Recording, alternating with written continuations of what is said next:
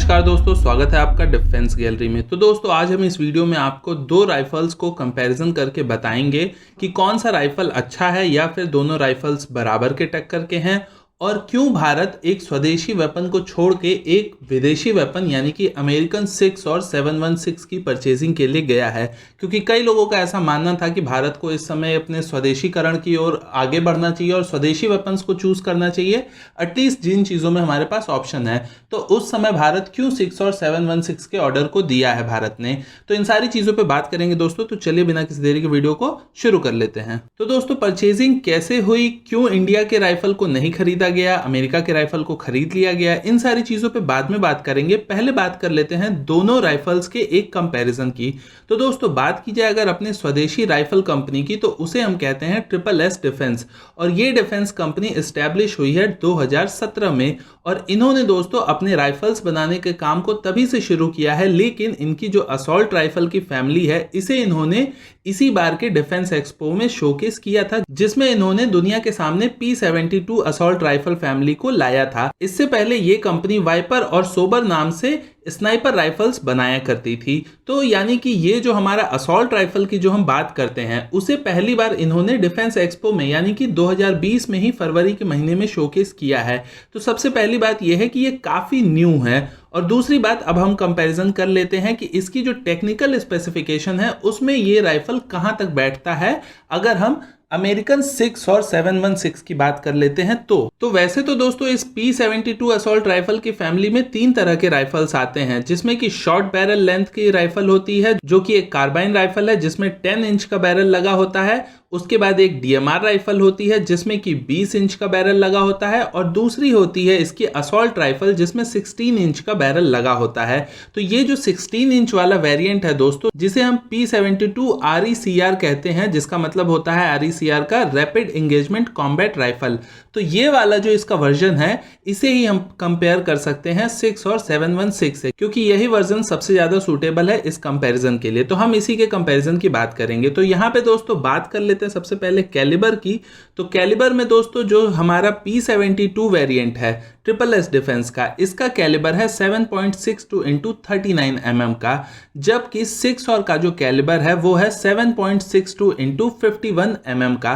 तो यहाँ पे आप देख सकते हैं जो बुलेट का साइज है वो कहीं ना कहीं 6 और में थोड़ा बेटर दिया गया है। हालांकि कुछ लोग का इसमें यह भी कहना है कि ट्रिपल एस डिफेंस में भी ये वर्जन आता है जो इंटू 51 mm का है, जो कि 6 और को compete कर सकता है। लेकिन मैंने जो इंटरव्यूज P72 राइफल्स के रिलेटेड देखे हैं, उनके अपने स्टाफ ने बताया है, तो उन लोगों ने सिर्फ 7.62 इंटू 39 mm कैलिबर की ही बात की है, ना कि इससे ज्यादा कैलिबर की। तो इस चीज में मैं श्योर नहीं हूं। जो चीज मुझे डिटेल इंटरव्यू के थ्रू मिली है मैं सिर्फ वहां के डेटा की बात करूंगा, इधर उधर के डेटा की बात नहीं करूंगा। वहीं दोस्तों बैरल लेंथ दोनों का सेम है, दोनों में ही 16 इंच का बैरल लगा हुआ है। और अगर बात कर ले तो आप मैगजीन की, तो मैगजीन में आप क्लियर देख सकते हो टेक्निकल स्पेसिफिकेशंस में बताया गया है कि 6 और में 20 राउंड का कंपोजिट मैगजीन लगा हुआ है, यानी कि ये 20 राउंड को एक मैगजीन के थ्रू फायर कर सकता है। जबकि P72 का ऐसा कोई स्पेसिफिकेशन आपको डिटेल्ड मार्केट में नहीं प्रोवाइड होगा, लेकिन अगर आप इसकी मैगजीन देखते हो तो इससे ये साफ पता चलता है कि इसकी मैगजीन 20 राउंड्स की नहीं बल्कि 30 राउंड्स की है। तो ये दोस्तों वैसे देखने में काफी अच्छा लगता है कि ट्रिपल एस डिफेंस की 30 राउंड्स की मैगजीन है, तो आप यानी कि ज्यादा फायरिंग कर सकते हो कम मैगजीन को बदल के। लेकिन इससे एक छोटी सी प्रॉब्लम ये भी होती है कि आपके जो राइफल का ओवरऑल वेट है वो कहीं ना कहीं इसकी वजह से इंक्रीज हो जाता है। पर खैर ये आर्मी खुद में चूज कर सकती है कि उन्हें किस तरह के राउंड्स की जरूरत है, उन्हें 20 राउंड की जरूरत है या 30 राउंड की जरूरत है। इसके अलावा 6 और की जो रेंज है वो 500 मीटर्स की है, यानी कि लगभग आप समझ लो कि आधे किलोमीटर की। और इतनी ही रेंज दोस्तों P72 ट्रिपल एस डिफेंस की भी है। और बात करें राउंड्स पर मिनट की, तो 6 और 716 650 राउंड यानी कि 650 राउंड पर मिनट फायर कर सकता है, जबकि P72 में इस चीज का डेटा क्लियर नहीं है। But but I am damn sure कि P-72 में भी ये जो राउंड ऑफ फायर है ये भी इतना ही होगा और इसके आसपास ही होगा, थोड़े बहुत का ही ऊपर नीचे का डिफरेंस हो सकता है। वहीं आप अगर बनावट की बात कर लेते हो, यानी कि जिससे आप वेपन की क्वालिटी समझ सकते हो, तो वो आप ये समझो कि दोनों में ही जो ग्रिप टाइप दिया गया है वो पॉलीमर का दिया गया है, दोनों में ही जो बैरल का मटेरियल यूज किया गया है वो स्टील का ही यूज किया गया है, साथ ही साथ रिसीवर भी स्टील का ही बना हुआ है। यानी कि बिल्ड क्वालिटी के हिसाब से अगर आप देखते हो तो ये दोनों ही राइफल आपको इक्वली आइडेंटिकल टाइप के दिखेंगे। जो दोनों में ही फायरिंग मेथड है वो भी सेम है, दोनों में ही हैमर फायरिंग मेथड को यूज किया गया है। साथ ही वहीं आप अगर बट स्टॉक की बात कर लेते हो तो दोनों में ही टेलीस्कोपिंग है, जिसकी पोजीशन आप चेंज कर सकते हो, इसे आप रोटेट भी कर सकते हो, साथ में इसकी मूवमेंट आप आगे पीछे भी करा सकते हो, जिससे कि आपको कोई भी पर्सन, किसी भी हाइट का, किसी भी साइज का पर्सन इसको आसानी से यूज कर सकता है। तो इस छोटे से कंपैरिजन से दोस्तों आपको ये समझ में आ गया होगा कि जो SSS डिफेंस का राइफल है वो भी कहीं भी 6 और से कम नहीं है, अगर हम सिर्फ एक चीज को हटा देते हैं जो हमारी कैलिबर वाली बात है, क्योंकि जो 7.62 × 39 mm है ये हमारा इक्वल है जो हमारा AK-203 राइफल है उसके बराबर है, लेकिन ये कहीं ना कहीं 6 और 716 से थोड़ा सा कम है। लेकिन आई एम नॉट श्योर 100% कि हो सकता है इसका अलग कोई वेरिएंट आता भी हो, लेकिन वो बात की बात है अगर वो इतना भी होता है, पर क्योंकि हम AK-203 इस रेंज में यूज कर रहे हैं तो फिर हम इसे भी यूज कर सकते हैं। अगर ये 7.62 × 39 mm कैलिबर का भी राइफल है तो भी हम इसे यूज कर सकते हैं। तो अगर हम इसे यूज कर सकते हैं तो फिर आर्मी ने क्यों 6 और 716 को परचेज किया, इसे क्यों नहीं किया? तो दोस्तों यहाँ पे आपको पता होगा जो हमारी इंसास राइफल है उसे हम रिप्लेस करके नए राइफल्स को अपने यहाँ इंडक्ट करना चाहते हैं, और इसी की शुरुआत हुई थी 2016 में जब AK-203 की डील की गई थी रशिया के साथ, और उस समय 6 और की कोई भी बात नहीं चल रही थी। लेकिन आपको पता है कि वो डील फिलहाल आज तक लटकी हुई है, और इसी वजह से जो हमारे फ्रंट लाइन ट्रूप्स हैं उनको सबसे ज्यादा जरूरी होता है इक्विप करना अच्छे वेपन के साथ, क्योंकि वो बॉर्डर्स पे होते हैं या उनके ऑपरेशंस कश्मीर में चलते हैं, तो उनके लिए बहुत ज्यादा इंपॉर्टेंट होता है कि उनके पास एक अच्छी राइफल मौजूद हो। और इसी वजह से हमें एक इमरजेंसी प्रोक्योरमेंट के तहत 1.5 लाख नए राइफल्स की जरूरत थी हमारे फ्रंट लाइन ट्रूप्स के लिए, और इसी वजह से पहले 72,600 राइफल्स का ऑर्डर दे दिया गया था, और अब एक दूसरा बैच इसका दिया गया है जो कि आप समझ लो पहले से ही डिसाइडेड था, लेकिन फर्स्ट बैच का ऑर्डर हमने पहले दिया था, सेकंड बैच का ऑर्डर हमने बाद में दिया है।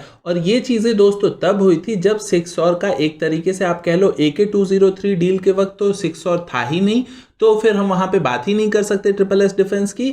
और अब की अगर बात की जाए दोस्तों तो इन्होंने अपना जो असॉल्ट राइफल है वो इन्होंने 2017 से लॉन्च नहीं किया हुआ है, ये इन्होंने 2020 में पब्लिक किया हुआ है। तो आप समझ सकते हैं कि अगर किसी चीज की डील पहले ही हो चुकी हो तो उसका सिर्फ एक सेकंड बैच अलॉट हुआ है। अगर यहाँ पे हम कैंसिल करके भी अपने जो नए वाली डील थी जो अभी हमने की है 72,000 राइफल्स की, अगर हम उसे कैंसिल करके हम नई राइफल्स की डील SSS डिफेंस के साथ करते तो इसमें कई सारी चीजों की टेंशन हो सकती थी, जैसे कि आपको एक राइफल की ही बात नहीं होती है, उसके प्रोडक्शन को लेके बात होती है, उसकी प्राइसिंग को लेके डिस्कशन होता, उसकी ट्रेनिंग होती, उसकी टेस्टिंग होती, तो इसमें हमें 1 साल से 1.5 साल का समय लग सकता था। जबकि आपको पता है कि चाइना के साथ या फिर पाकिस्तान के साथ किस तरीके से चीजें हीटअप हो रही हैं, तो ये एक इमरजेंसी प्रोक्योरमेंट है जिसके तहत हमें जल्द से जल्द राइफल्स की जरूरत थी, यानी कि हमारे पास 4 से 6 महीने में ही राइफल आ जाए और हम उसे यूज करने के लिए तैयार हों।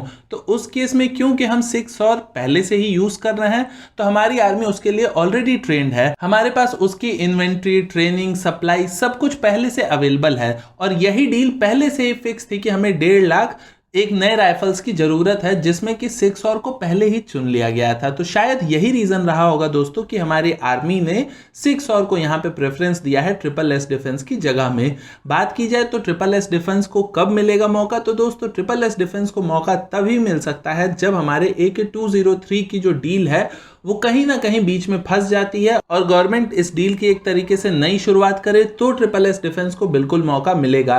या फिर अगर AK-203 की डील हो जाती है तो फिर SSS डिफेंस को ये मौका फिर आज से हो सकता है साल, 2 साल, 3 साल बाद ही किसी नए टेंडर के तहत ट्रिपल एस डिफेंस को ये मौका मिलेगा।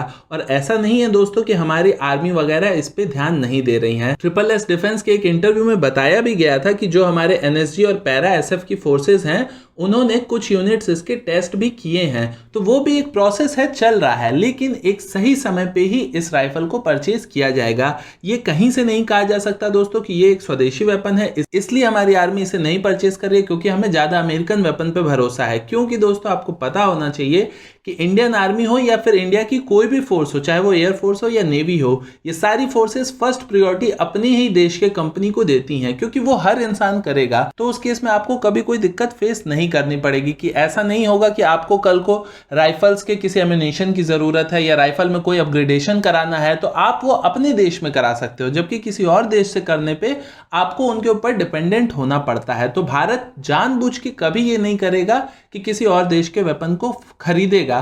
तो जब सही समय आएगा तो मुझे पूरा भरोसा है कि ट्रिपल एस डिफेंस भी हमारी इंडियन आर्मी के हाथ में ट्रिपल एस डिफेंस के राइफल्स भी आपको दिखाई देंगे।